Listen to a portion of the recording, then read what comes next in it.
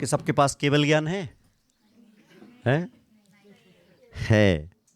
सभी के पास, जिसके पास ज्ञान है उसके पास केवल ज्ञान भी है, परंतु हमारा केवल ज्ञान हमारे कर्मों के द्वारा ढका हुआ है, आवृत है, मतलब वो कवर्ड है।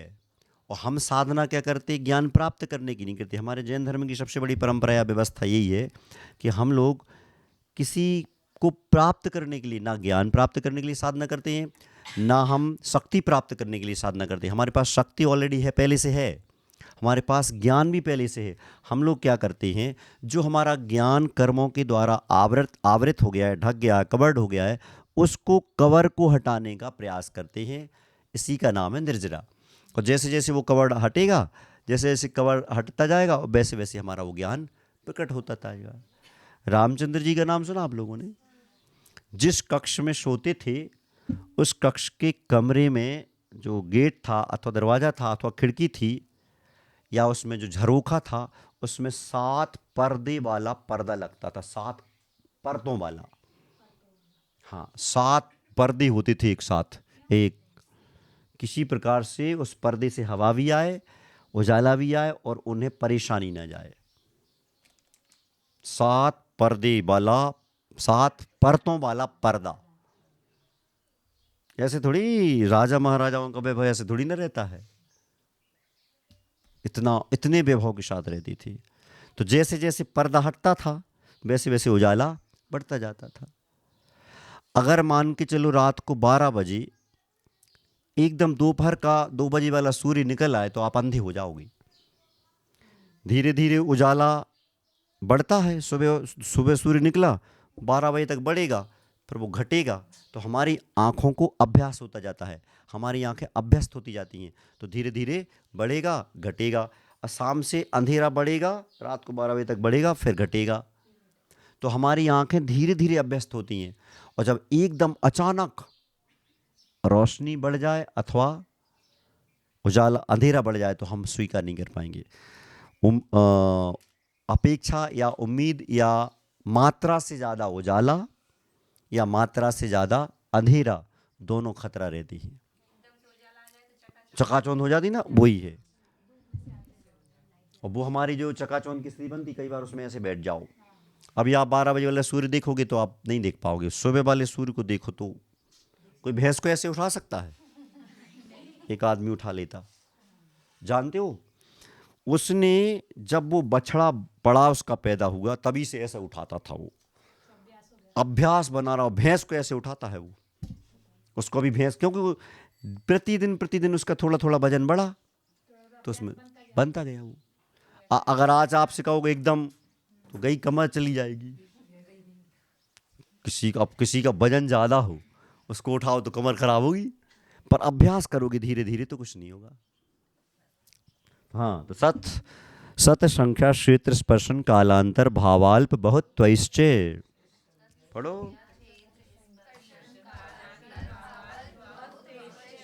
लो, समझ में आ गया? सत अस्तित्व होता है, तो हमारे पास ज्ञान है, ज्ञान का अस्तित्व रहता, कभी ज्ञान हमारा खत्म नहीं होता है। संख्या गिनती होती है। क्षेत्र का मतलब समझे, क्षेत्र क्या कहलाता है?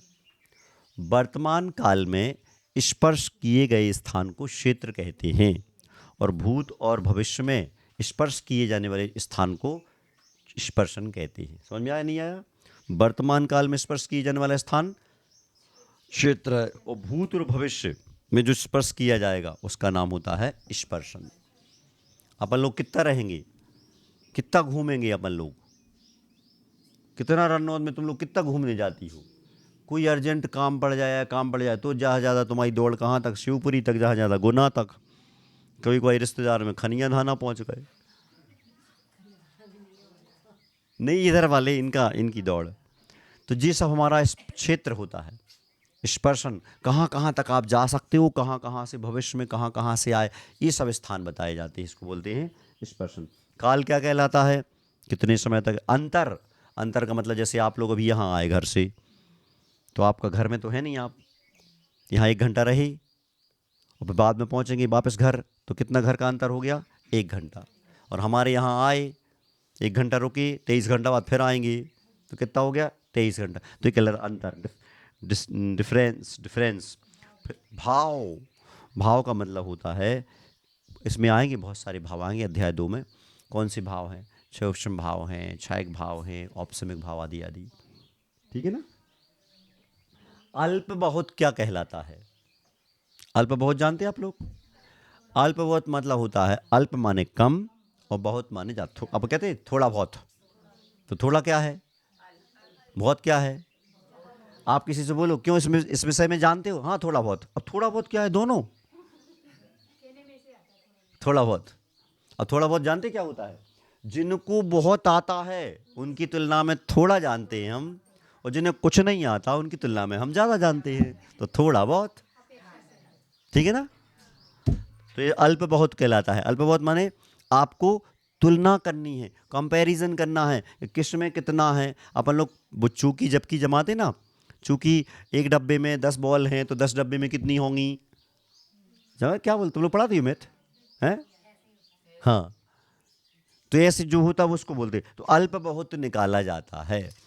कई बार ऐसे अपन कहते ना, अरे यार पिछली बार ऐसा हुआ था, इसलिए बार जो कंपैरिजन, अरे यार अपन गए थे गोलाकोट गए थे पंजना में ऐसा था, रन्नोदाय तो ऐसा है, तो जी कहलाता अल्प बहुत, ठीक है ना। चलो, मति श्रुतावधि मनः पर्याय केवलानि ज्ञानम।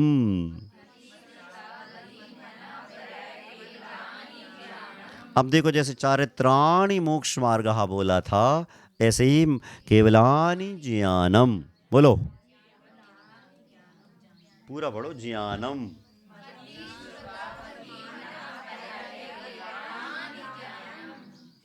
मति श्रुतावधि मनः पर्याय केवलानि ज्ञानम।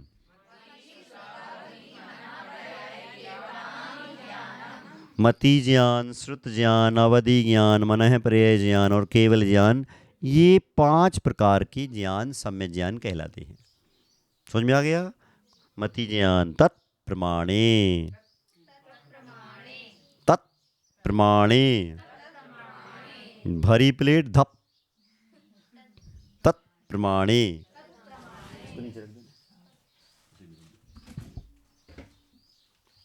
तत्प्रमाणे, तत् नहीं हो जाए गलती से, तत्प्रमाणे, हाँ तत्प्रमाणे। अब देखना उसकी हिंदी देखो, ऊपर कहा हुआ 5 प्रकार का ज्ञान ही 2 प्रमाण रूप है। अब जी कहाँ से निकल आया? अब देखो तत् माने वह है, अब ऊपर से लगा लें क्या क्या, फिर प्रमाणे, प्रमाणे से क्या 2 प्रकार का प्रमाण बना। देखो आप लोग संस्कृत पढ़े हो थोड़ी बहुत, तुम्हारे यहाँ चलती है स्कूल में, पढ़ाते हो तुम लोग? तुम इन लोगों को पढ़ानी पड़ती है ऑल सब्जेक्ट? अच्छा पीरियड्स में, हाँ। अब आप लोग पढ़े होंगे ना, हम लोग पढ़े क्लास 6 में, फलम फले फलानी, फलम फले फलानी। तो फलम फले फलानी में क्या होता है? फलम माने एक फल, फले माने 2 फल, और फलानी माने 2 से ज्यादा, ठीक है ना। इसमें देखो यहाँ पे क्या है, प्रमाणे, प्रमाणे आया, प्रमाणम, प्रमाणे, प्रमाणानि, तो प्रमाणे आया माने 2। तो वह ज्ञान या व्यवस्थाएं 2 प्रमाण रूप हैं। आद्य परोक्षम, आद्य परोक्षम, परोक्षम, हाँ परोक्षम, आद्य परोक्षम का के एस एच, और जो क्षत्रिय वाला सा रहता है उसको गले से बोले परोक्षम, आद्य परोक्षम।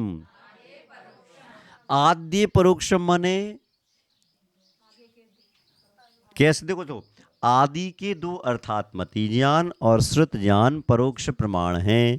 फिर आ गया पर आद्य माने आद्यम, आद्य, आद्यानी, तो यहाँ फिर 2 आ गया कि 2 क्या, 2 ज्ञान माने मति ज्ञान और श्रुत ज्ञान 2 परोक्ष हैं, और 2 प्रमाण रूप थे। तो पहला हो गया परोक्ष प्रमाण, प्रत्यक्ष मन्यत, फिर वही प्रत्यक्ष मन्यत,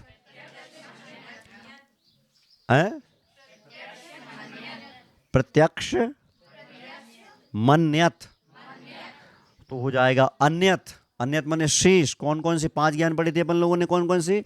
मति ज्ञान, श्रुत ज्ञान, अवधि ज्ञान, मर्याय पर्याय ज्ञान और केवल ज्ञान। तो 2 मति ज्ञान और श्रुत ज्ञान तो क्या हो गए? परोक्ष हो गए। अब शेष जो बचे अन्यत, शेष अन्य क्या हो गए? हो गए वो प्रत्यक्ष, अर्थात अवधि ज्ञान, मनः पर्याय ज्ञान और केवल ज्ञान प्रत्यक्ष हो गए। मति स्मृति संज्ञा चिंता विनिबोध इत्यनर्थांतरम।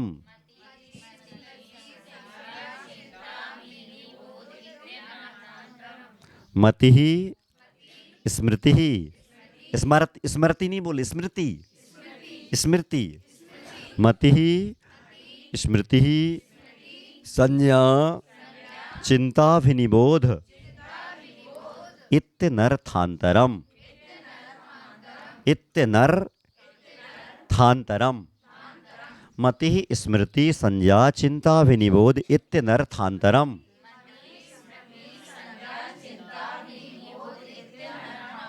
अब देखो, पहला प्रथम ज्ञान कौन सा था? मति ज्ञान। मति ज्ञान के सिनोनिम्स आते हैं पर्यायवाची। कौन कौन से? स्मृति, मति ही कहो, स्मृति ही कहो, संज्ञा कहो, चिंता कहो, अभिनिबोध कहो, ये सब उसी के पर्यायवाची सिनोनिम्स हैं, समानार्थी शब्द। ठीक है ना? मति ही, मननम मति ही, जो आप चिंतन करते हो, विचार करते हो, वो सब क्या आता है? मति ज्ञान कहलाता है। स्मरणम स्मृति ही, जो याद किया जाता है उसका नाम स्मृति ही है। संज्ञा, जो आपका पिछले वाला था वो वर्तमान में जोड़ दिया, संज्ञा। चिंता, कुछ विचार करना। अभिनिबोध, अर्थात किसी के ओर लुढ़का हुआ ज्ञान। नहीं आया लुढ़का समझ में? कि आपका ज्ञान कहाँ जाके कौन तरफ लुढ़क के काम कर रहा है, वो कहलाता अभिनिबोध ज्ञान। तो जैसे हम हैं, आप हैं, कोई भी हैं, तो अपना ज्ञान कहाँ लुढ़केगा? जिसकी अपनी पहचान होगी, जिसके बारे में अपन को जानकारी होगी। अगर आपसे कहा जाए कि जाओ वहाँ 4-5 बच्चे खेल रहे हैं, उनको किसी को जाके लड्डू दे आओ, तो आप ढूंढोगे कि मेरा वाला कौन सा है बच्चा। तो जी लुढ़का हुआ ज्ञान, जिसकी तरफ हमारा झुकाव रहता है, वो कहलाता अभिनिबोध ज्ञान। ये सब उसके पर्यायवाची नाम है। कौन कौन सा? चिंता नहीं, मति, स्मृति, संज्ञा, चिंता और अभिनिबोध। तदिंद्रिया निंद्रिय निमित्तम, तदिंद्रिया निंद्रिय निमित्तम। वह मति ज्ञान इंद्रिय और अनिंद्रिय, अर्थात मन। इंद्रिय क्या कहलाती हैं? स्पर्शन, रसना, घ्राण, चक्षु, श्रोत्र, ये कर्ण, ये 5 इंद्रियां। और मन अनिंद्रिय कहलाता है। इनके द्वारा होता है कौन सा? परोक्ष ज्ञान। आज तो भोजन में मजा आ गया। कौन सी इंद्रिय आई? रसना। आज तो भैया मौसम अच्छा है, स्पर्शन। आज तो देखो कितने शानदार फूल लगे हैं सामने, चक्षु। क्या सुगंध है, घ्राण, कितनी अच्छी आवाज है। तो ये 5 इंद्रियां जहां काम करेंगी वहां कौन सा ज्ञान होगा? मति ज्ञान। ठीक है ना? और जब इनसे और अंदर चला जाएगा तो वो आ जाएगा श्रुत ज्ञान, अर्थात अनिंद्रिय। समझ में आ गया? नहीं आया? अब आप सोच लो कौन कौन से विषय होते हैं। ठंडी लगना किस बात का प्रतीक है? कौन सा ठंडी लग रही है तो कौन सा ज्ञान काम कर रहा है? मति ज्ञान, क्योंकि स्पर्शन का विषय चल रहा है। स्वाद खराब हो गया, गुस्सा हो गए, मति ज्ञान का, स्पर्शन का विषय चल रहा है। कितने जानते कितने विषय होते हैं? ये होते हैं 28। कौन कौन से? स्पर्शन के 8। ठीक है ना? कौन कौन से स्पर्शन के 8 होते हैं? रूखा चिकना, हल्का भारी, ठंडा गरम, कठोर नम। ये तो इसका है, मुंह का, स्पर्शन का। हाँ, कड़ा नरम, ठंडा गरम, जुगड़ा चिकना, हल्का भारी। जी 8 हो गए। अब चलते स्पर्श रसना पर। रसना पर खट्टा, मीठा, चरपरा, कसायला, कड़वा। 5 हो गए। तो हो गए कितने? 13। ठीक है। इसके बाद चलते हैं नासिका पर। 2, सुगंध दुर्गंध 15। इसके बाद आते हैं चक्षु पर 5 रंग होते हैं वर्ण, ठीक है ना। सो होगा कितने 20। फिर आते कान पर, कर्ण पर सारे गामा पाधानी 7, तो फिर से आ गया सारे गामा पाधानी। नहीं 7 दो रिपीट क्यों कर रहे, वो अपन तो सारे गामा पाधानी ये 7 स्वर होते हैं, तो हो गया 27। अब 27 होगा और एक होता है मन का 28। इन्हीं 28 विषयों पर विजय प्राप्त करना होता है। सो उनके 28 मूल गुण हो जाते हैं साधु के। तुम्हारे पास भी मूल गुण हैं 28, साधु के पास भी मूल गुण हैं 28, पर तुम्हारा का दिशा इधर है और इनकी दिशा इधर है। दोनों की दिशाओं में अपोजिशन है, विरुद्ध दिशाएं। समझ में आ गया। तो 28 मूल गुण आपके भी हैं। आज से आप लोग भी 28 मूल गुणधारी, ठीक है ना। समझ में आ गया। स्पर्शन के 8, रसना के 5, चक्षु नासिका के 2, चक्षु के 5, कर्ण के 7 और एक मन का, ऐसे 28 विषय होते हैं। और ये कहलाता है मोह का परिवार। 28 का खतरनाक होता है ये। इस पर विजय प्राप्त करना कौन चाहता है। साधु बनने के बाद भी इन विषयों पर विजय प्राप्त करना बहुत कठिन होता है। थोड़ा सा स्पर्शन में थोड़ा सा हो जाए, कई लोगों के शरीर भी ऐसे होते हैं साधुओं के कि वो सहन नहीं कर पाते, और ऐसे में 28 स्पर्शन, फिर रसना तो और बहुत कठिन है। रसना का 2 काम, एक बोलना और एक चखना, दोनों खतरनाक बड़ी स्थिति में छूट पाते हैं। श्लोक है एक, जिब्बे प्रमाणम जानी ही भोजने भाषणे पीछे अतिभुक्ति रतिभोक्ति सद्या प्राणापहारणी। हे जिब्बा तू अपना प्रमाण मर्यादा सीमा लिमिट जान। तेरी क्या है, तेरी 2 लिमिट हैं, एक बोलना एक खाना है। अतिभुक्ति ज़्यादा भोजन करना और अतिभोक्ति ज़्यादा बोलना, सद्या प्राणापहारणी जल्दी से मृत्यु देने वाली